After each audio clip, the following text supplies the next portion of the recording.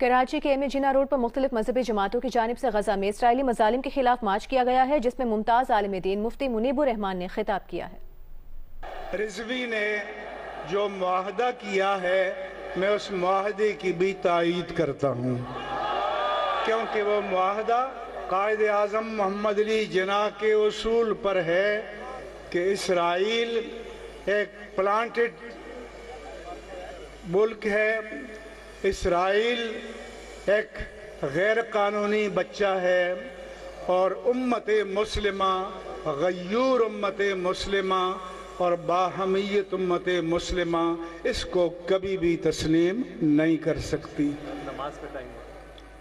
اور ایک بار پھر آپ میں سے ہر فرد کا شکریہ۔ اللہ تعالیٰ کی بارگاہ میں مقبولیت کی دلیل یہ ہے کہ پارا اور ٹیمپریچر جو اوپر جا رہا تھا، آج کی ریلی کی برکت سے اللہ نے بادلوں میں تبدیل فرما دیا۔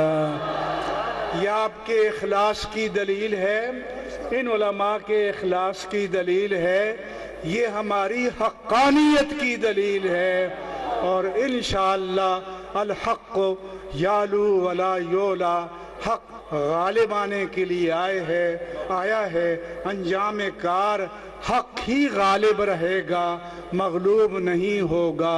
وَقُلْ جَاءَ الْحَقُّ وَزَهَقَ الْبَاطِلُ إِنَّ الْبَاطِلَ كَانَ زَهُوقًا وَمَا عَلَيَّ إِلَّا الْبَلَاغُ الْمُبِينُ۔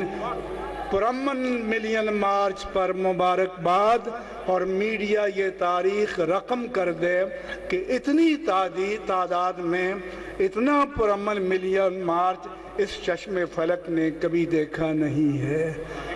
آج اس کو کیمرے کی آنکھوں میں محفوظ کر لو اور تاریخ کے لیے ریکارڈ کر لو۔